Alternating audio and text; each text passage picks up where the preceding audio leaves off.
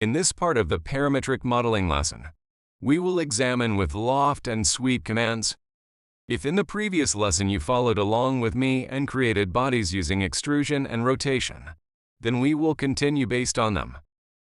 To create the necessary sketches, the standard set of planes is sometimes not enough, and to create the needed one, we'll use the work plane command.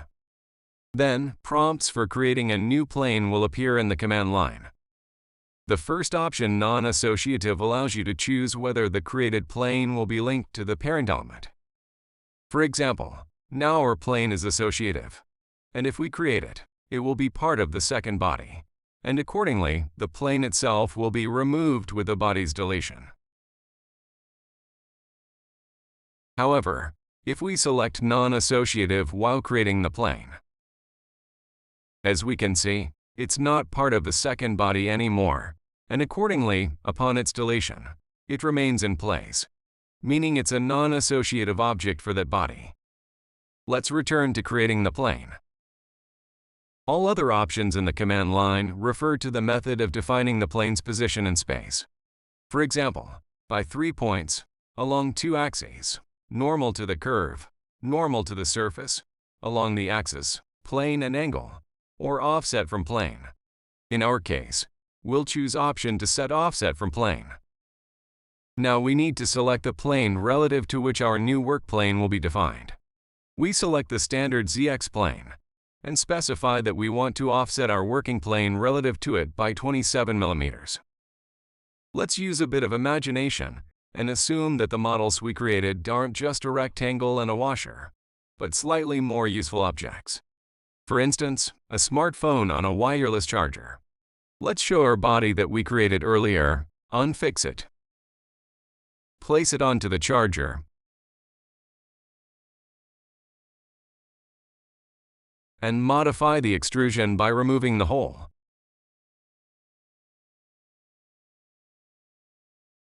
Okay, we've got a smartphone. Let's apply some color to it. Let's say the classic dark one. Okay. Let's hide the body and return to our charger. Currently, it's more of a rough sketch, but we'll change that by the end of the lesson.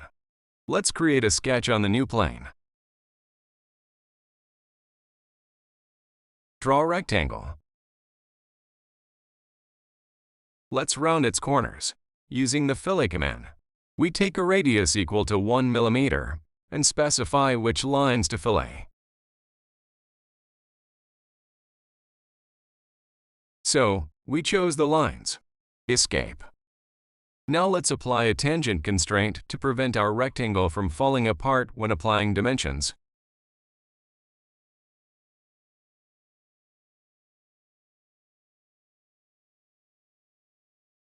So we chose all tangent objects. Now let's set the dimensions. Set the length to 8. And the width to 4. Now we'll align it with the origin. Hide the body so it doesn't get in our way. Let's add a constraint.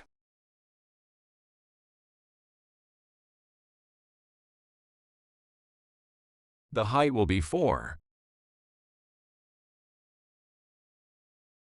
And we'll set the offset equal to 2. Let's finish editing our sketch. Let's create a solid body from the sketch using the extrude command. Select our sketch. Specify a distance of 12 and choose the reverse direction. Okay.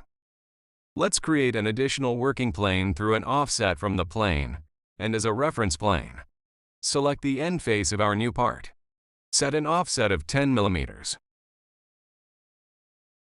On the new plane, let's create a sketch.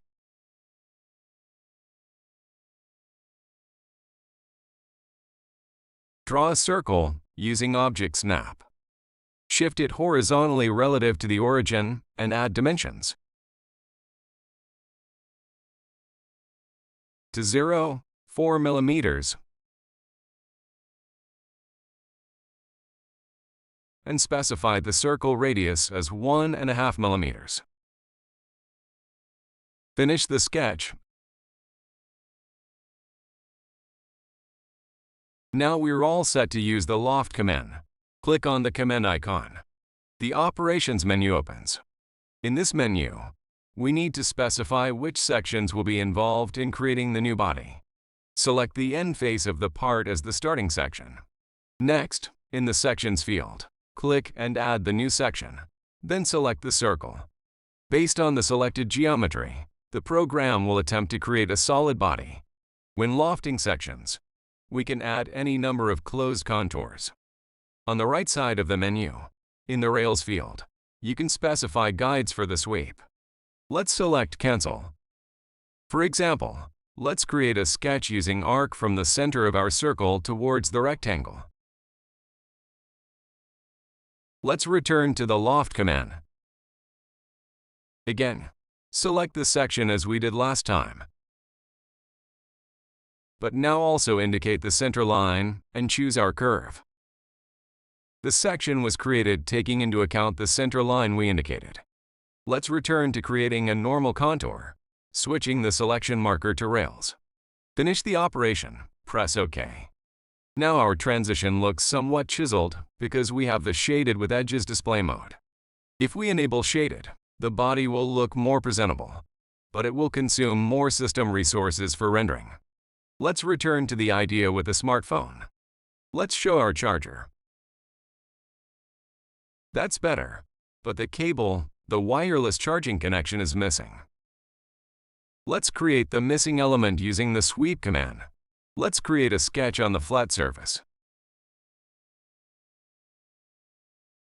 Our sketch will be a circle with a radius of 1 millimeter.